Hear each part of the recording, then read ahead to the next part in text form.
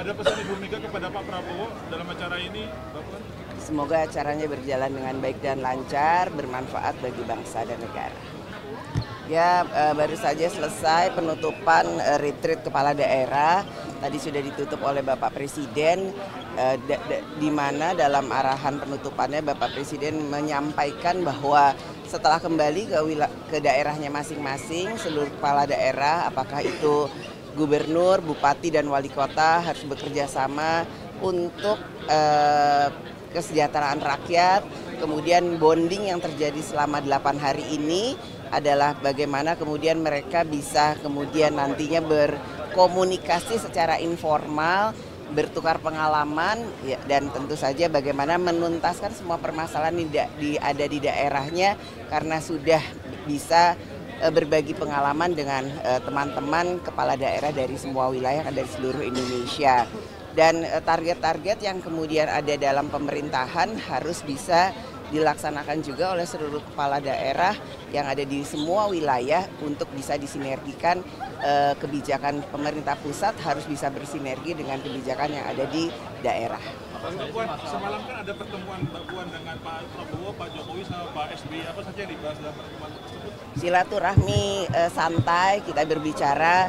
Namun yang pasti Presiden Prabowo mengatakan baru kali ini bisa bertemu, berkumpul, bersilaturahmi 3 presiden dengan ketua-ketua lembaga dalam situasi yang sangat santai bersama dengan seluruh kepala daerah untuk bersama-sama nantinya bertukar pikiran dalam membangun bangsa dan negara.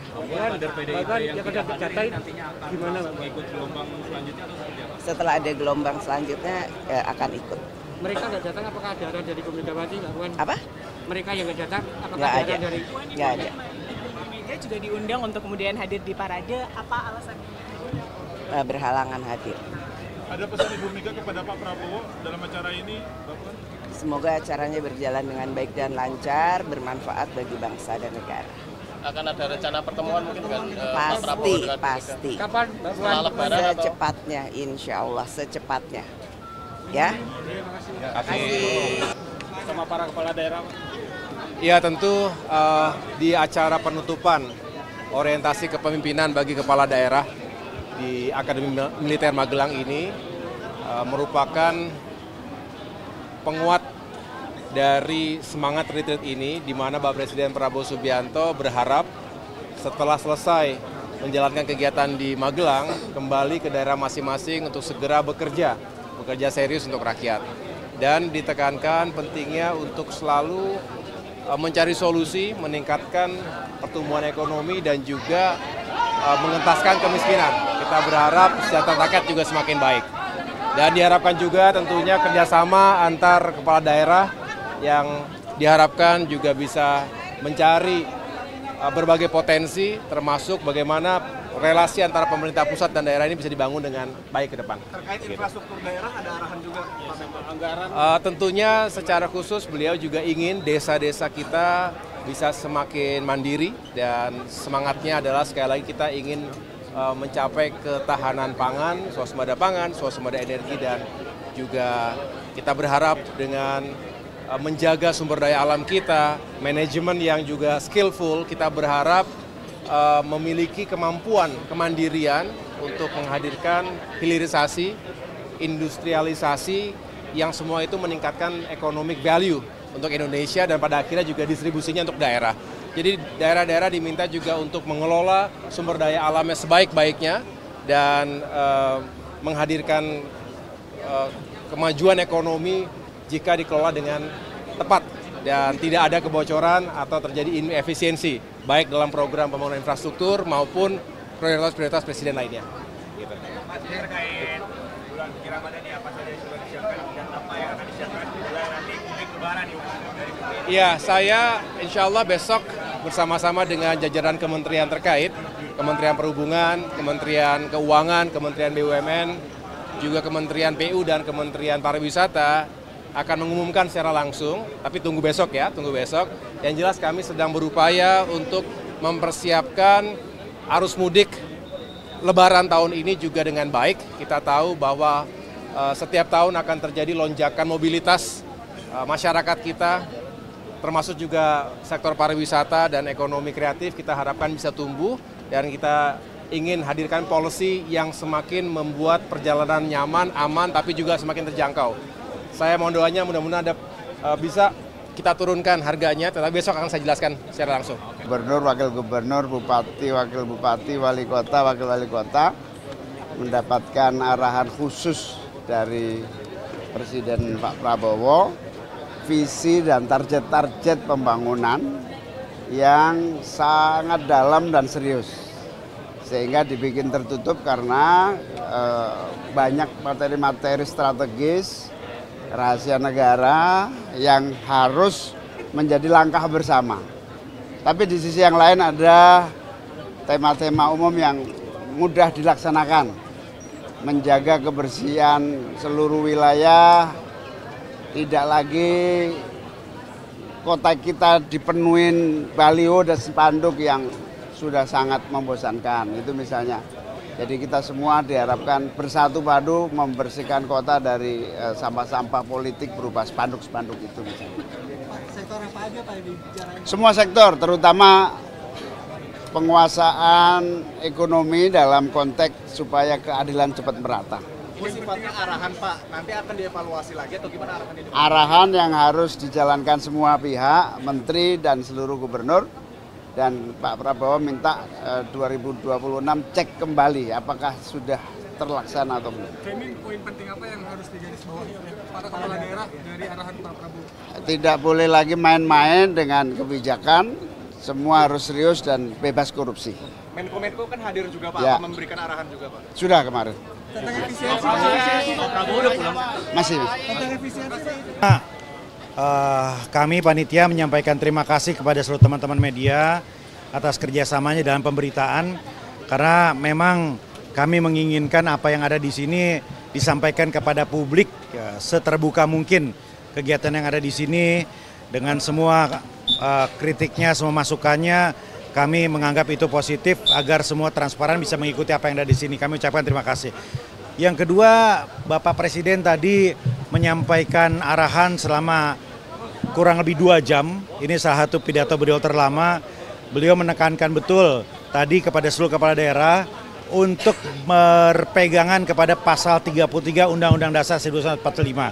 Mengingatkan kepada daerah untuk menjaga kekayaan alam, menjaga potensi daerah, dikelola sebaik-baiknya, jangan sampai rugi, jangan sampai hilang, jangan sampai juga didominasi oleh kepentingan-kepentingan asing, kira-kira begitu.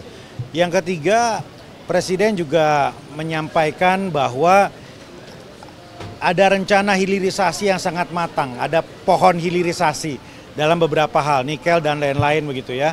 Ini akan ada investasi Indonesia, jadi tidak bergantung kepada yang lain. Ini untuk menyemangati semua kepala daerah. Dan Presiden mengapresiasi penyelenggaraan retreat ini, bahkan beliau meminta Kemendagri untuk kembali menyelenggarakan retreat ini pada tahun 2026, kira-kira begitu. Ya, supaya mengevaluasi target-target yang beliau berikan. Ya, kata beliau supaya kita semua jangan omon-omon saja. Supaya terbukti bahwa Presiden tidak omon-omon, kepada tidak omon-omon, maka 2026 kita targetkan ada retreat lagi, mengevaluasi lagi semua angka-angka dan capaian-capaian tadi.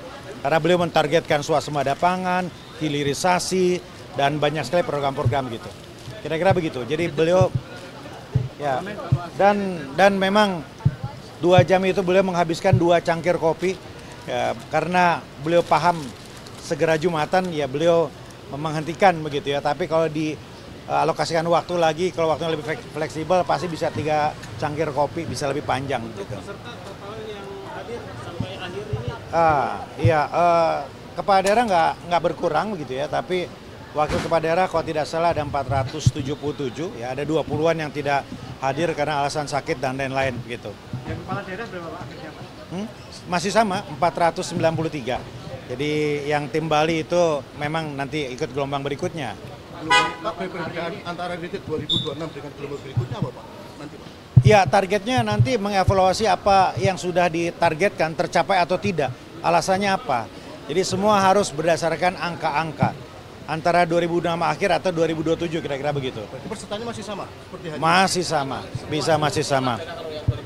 Ya nanti mungkin kepada daerahnya saja. Ya. Nanti ya. Evaluasinya adalah memang waktunya padat sekali. Ya, seharusnya semua menteri berbicara begitu. Tetapi yang positif adalah kita melihat kepada itu semakin akrab. Presiden tadi juga senang. Beliau melihat, merasakan, mendapatkan laporan peserta ini makin akrab satu sama lain. Nah, itu diperlukan untuk sinergi ke depannya.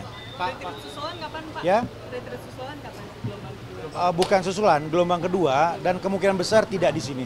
Kemungkinan besar di Jakarta dengan format yang jauh lebih simpel. Tapi tahun ini Pak? Oh iya, pasti tahun ini.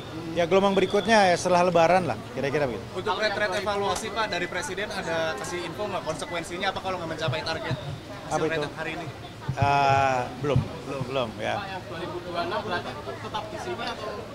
Ya. Yang 2026 tetap di Ya kalau skalanya seperti ini ya kemungkinan di sini karena teman-teman udah nyaman ya dengan biaya yang minim.